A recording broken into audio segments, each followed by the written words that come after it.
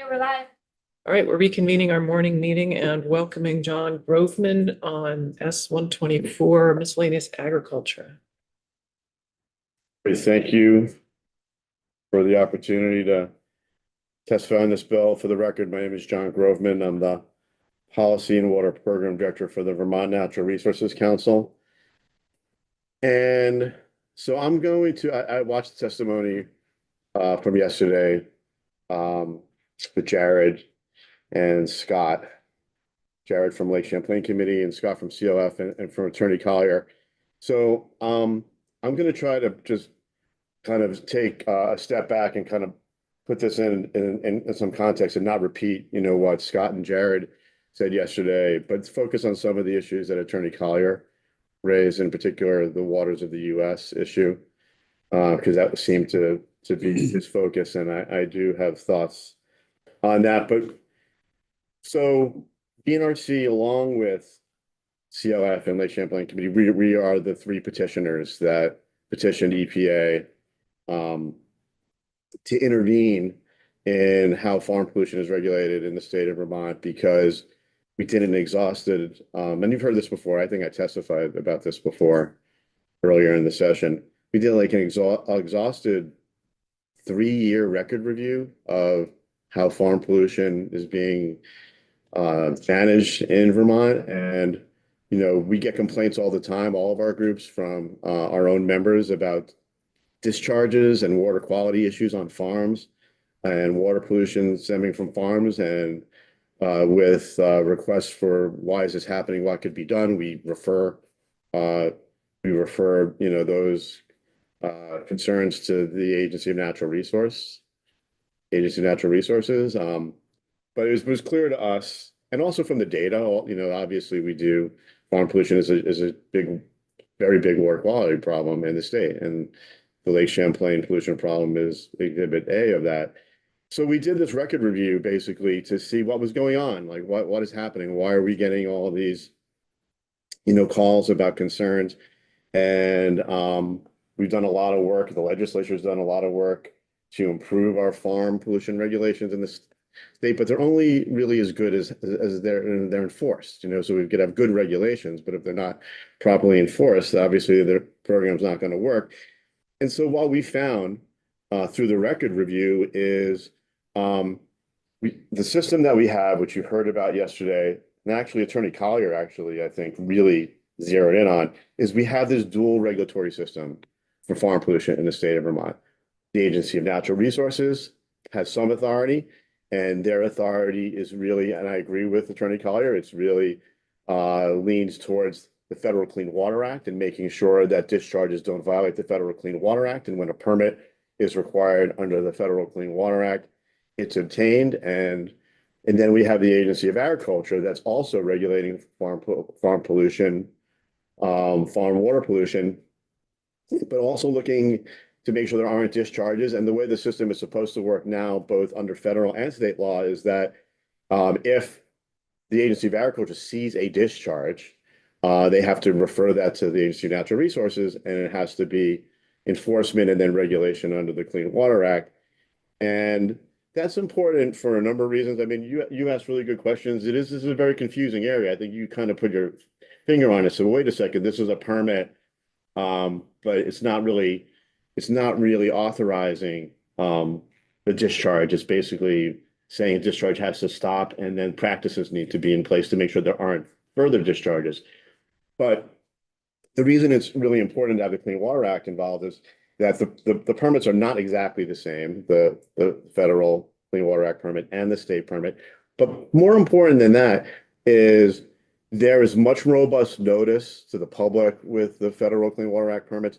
There is the ability not only for the Agency of Natural Resources to enforce the permit, but EPA and actually citizens. So the citizens that contact our organizations with concerns, if there's federal regulation over farm discharges, they could actually, under the Clean Water Act, write to the state and say, there's a discharge, there's a water pollution violation, and you need to enforce it. And if they don't, they could actually go to court and get an order from a court to basically put pressure on the government to basically stop the discharge. We do not have that under state law. The public has no role. EPA does not have a role unless a petition is filed, like we filed, to basically say, EPA, you need to step in. There are discharges occurring that are being pulled out of this federal system, which there should be. EPA and Jared did a really great job of reading I think, the main conclusion that EPA has reached so far, which is that they agreed with us, with CLF and VNRC and Lake Champlain Committee, that this farm pollution regulatory system in Vermont is broken and it's not working. And EPA agreed preliminarily that the main problem is this dual regulatory system we have and the coordination between the two agencies. And they looked at our evidence of the records that we had gathered over several years, and they said, wow, we're seeing that there are concerns that the Agency of Natural Resources had about discharges that were not being addressed. They would contact the Agency of Agriculture. The two agencies would then argue with each other about whether there was a discharge or there wasn't a discharge. Meanwhile, the discharge would occur and would be ongoing. And so pollution would ensue, and there was a lack of clarity in terms of what kind of permit and what kind of regulation should take place. And in the examples that we gave, which were numerous, it created a system that violated the Clean Water Act. It was leading to water pollution. We're still in the middle of the process with EPA. And I heard Attorney Collier talk about how Agency of Agriculture and ANR are working together to try to shape S124 and resolve this issue. And I want to be really clear that the petitioners are really, we are a legal part of this, but the debate that's happening outside of the legislature. We are parties. We started this whole conversation with the work that we did to gather these records and to put together our petition. And so whatever EPA does, it's not just an agreement between the Agency of Agriculture and the Agency of Natural Resources. We're a party as well. And we need to be satisfied with the result. And if not, we have remedies too. We could appeal that decision to federal court. We don't want that to happen. That's not, we want to see this resolved. But this is the value of the Clean Water Act. And this is a good example of the value of the federal permits involving entities outside just the government, because we could put pressure on when we have to have clear evidence. You can't do this frivolously, but the evidence was so clear that this system that we have of dual regulation is broken, that EPA has acknowledged it and now is formulating what is the required fix. And so S124 is sort of the manifestation of the first step in what these fixes could be. And we in the Senate, we worked very closely on this bill in the Senate, and our main focus was to make sure that whatever the bill requires, that it recognizes that the really main issue here has not been resolved, and that the main issue is, should we have this dual regulatory system? Should we maintain this dual system? And so we worked hard. There's a provision in S124 about this working group.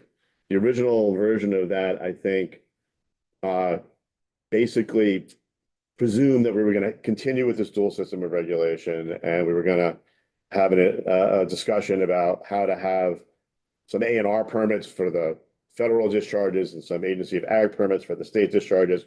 And what would those permits look like, and how could they be more efficient and effective? And we worked hard to make sure that the working group is also going to look at whether we should maintain this dual system of regulation, because where I disagree with Attorney Collier, I think he said something like the dual authority is a success story, I think is what he said, and that the Agency of Agriculture is regulating non-point source pollution, discharges that don't meet the definition of Federal Clean Water Act discharges, and ANR regulates Federal Clean Water Act discharges.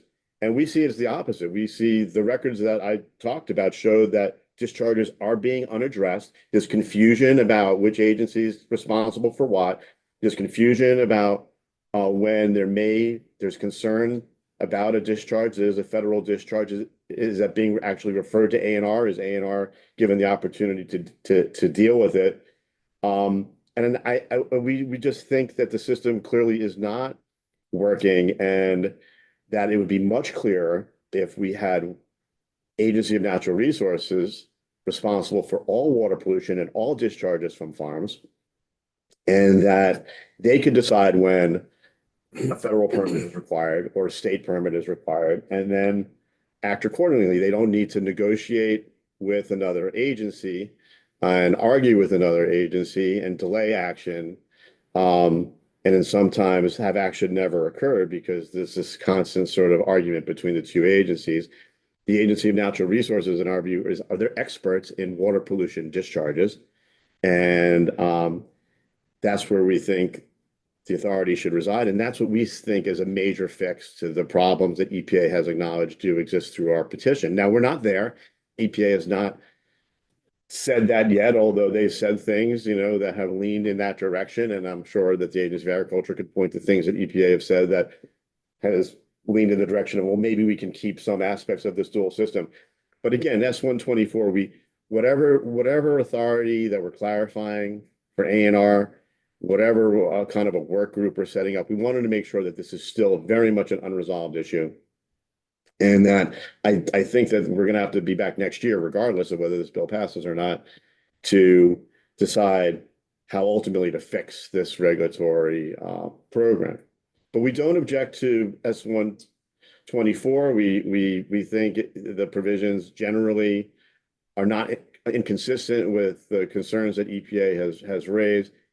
We have the changes that we recommend that Scott went over, and I'm not going to repeat what Scott said, but really all of those changes are designed to make it clear, that ANR is responsible for these Clean Water Act discharges.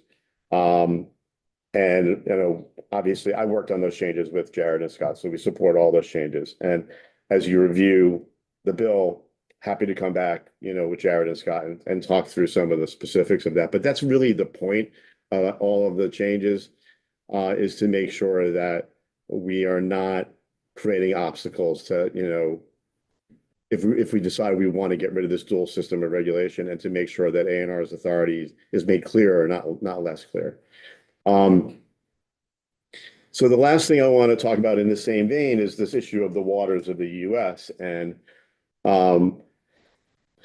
I think it's really problematic to basically have two different standards for waters that are being discharged to. And I think it's really basically the same thing that I've already said. But I heard Attorney Collier say is like, well, we have this dual system. The Agency of Agriculture is responsible for discharges. I'm going to use discharges in the common parlance, right? Because they are discharges, right? There were questions about tile drains, there were questions about ditches. So whether they're legally discharges or not, they're a conveyance of water with pollutants into surface waters that are public. And so, Attorney Collier is saying, let's have two different definitions so we could look at a conveyance of pollutants to waters that are state waters, and those would be Agency of Agriculture, and then we can have a conveyance of pollutants to waters that meet the federal definition of waters, and that would be ANR. And to me, that just creates more confusion. Now we're not only trying to figure out is a discharge regulated by Agency of Ag or ANR, we're talking about, is the water a water of the state of Vermont, or is it a water of the US? And this issue is made further concerning by the fact that, and Attorney Collier alluded to this, but he really didn't get into it. But I think early in the session, I talked about this.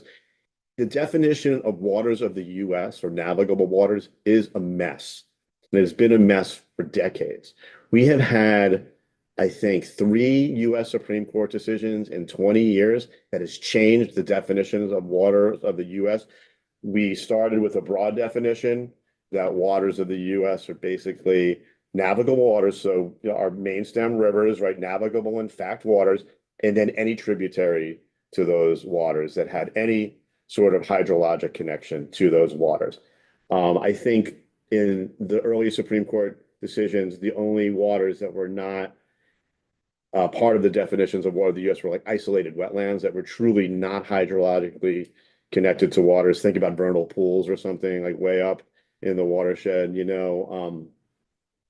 But there's been through litigation, we had another Supreme Court decision that said, well, you have to have, it's not just isolated wetlands, but there has to be more of a hydrologic connection. So you have to do an analysis to see if a stream is intermittent or does it flow year round, and is it really hydrologically connected to the navigable, in fact, water.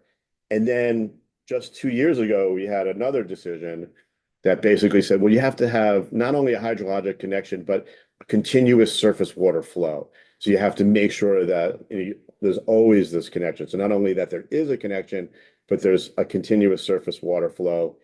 And based on these US Supreme Court decisions, whoever is in the federal executive branch has proposed rules to try to interpret that decision and create a rule about the waters of the US. So the Biden administration had a rule to try to follow this continuous surface water flow decision, which did narrow, and this is the thing, it will narrow the waters in some way that are jurisdictional. So under Attorney Collier's view, ANR would only be issuing these Clean Water Act permits if there is a federal discharge that meets the legal definition of discharge to one of these waters of the US.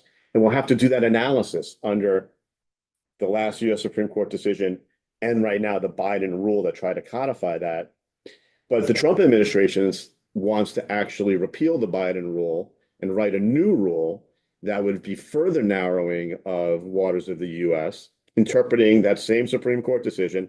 But the Trump administration is saying that the Biden rule goes too far in how it has described that decision. So it wants to further narrow the waters.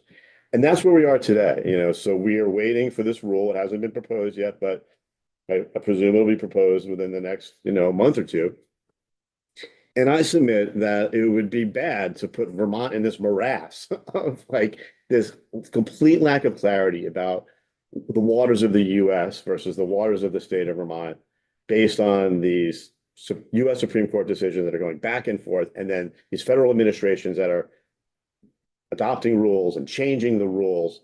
And I just don't see how that's going to help deal with farm pollution and create clarity for farmers or Vermonters who are concerned about water pollution. And I think, I just think there's a philosophical difference between the argument I'm making and Attorney Collier that it's good to have this dual system of regulation, which two sets of definitions for what a discharge is, with two sets of definitions of what a water is. And that is a better way to administer water pollution control programs from farms in the state of Vermont. Our view is, let's have one definition of what a water is. Let's make it the state of Vermont definition.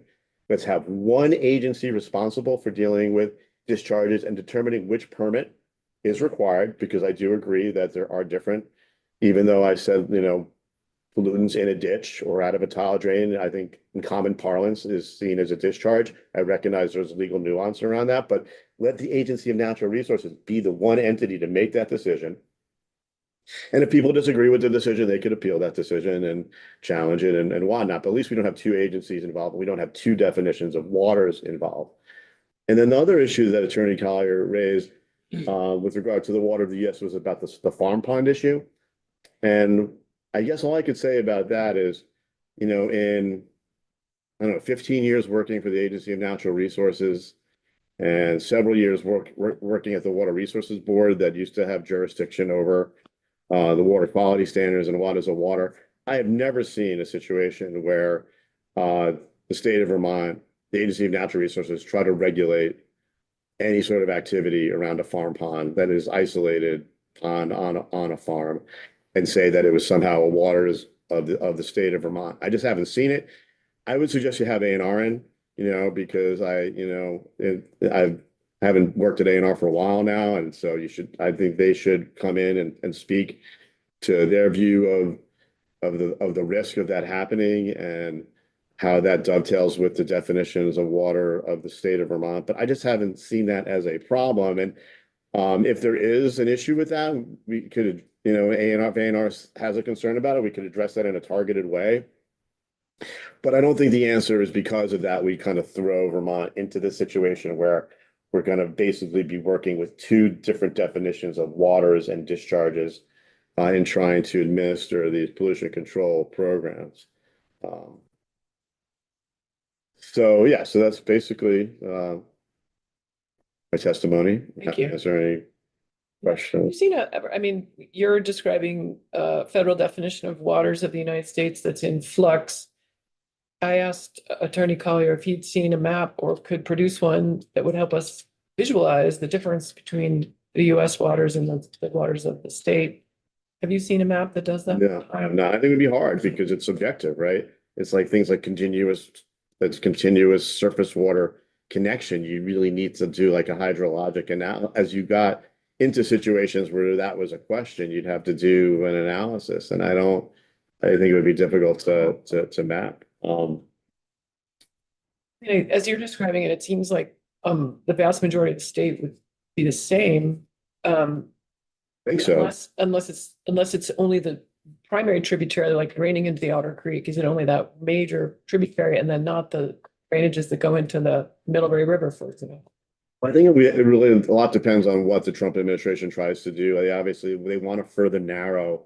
They could try to interpret continuous surface water connection in a way that would eliminate some intermittent streams, which in Vermont, this time of year, like maybe in the summer, they'll be dried up like in the middle of August or something like that through September, but most of the year are flowing and connected. And so it really is unclear. I mean, it's been, for environmental lawyers, it's been one of the most frustrating areas of the law because the back and forth and lack of clarity around this. I don't think anybody knows. I don't think you can have anybody in that could tell you exactly how the Trump administration's interpretation of the very last Supreme Court decision that we had on this will be implemented on the ground. I think at the very least, we can have arguments about it. And I would say, to be fair, I mean, a lot of these waters of the U.S. decisions really are born out of like the western part of the United States, where very large farms and ranches, and really, really large logging operations are concerned about how waters are being interpreted under the Clean Water Act in states that don't have very much state regulation of water pollution other than the Clean Water Act or wetlands. So, but it affects the whole country, and in the Northeast, where we're much wetter, than some of the more arid parts of the West, it has a different effect. And I don't think anybody really fully understands what that is. Except, I think over the years, it's been the isolated wetlands that have been the concern about jurisdiction. But luckily, we have the state wetlands program, and we do have broader jurisdiction in the wetlands program in the state of Vermont that does not depend on continuous surface water flow. It's about hydrology, the soil types and vegetation, and the functions of those wetlands. But it is very confusing area of the law, and it's quite perplexing to me why the Agency of Agriculture would say that they wanted to throw our lot in with this confusion. Do members have questions? I Representative, just have, if all farms in Vermont followed best management practices with fidelity, in 5 years, would the problem be solved? The problem of farm pollution? Mm-hmm. I mean, no, I don't think so. I mean, I think it'll be better.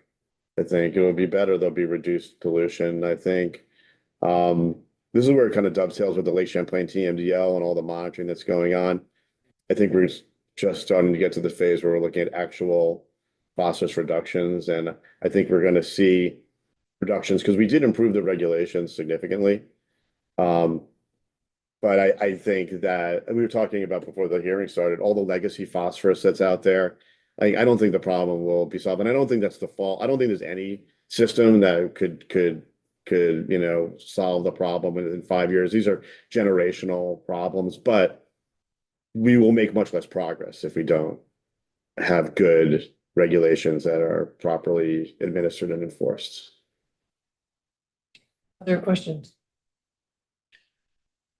Thanks for your testimony. Yeah, thanks for the opportunity and happy to come back as you look at the bill. All right, members, we are adjourned for the day.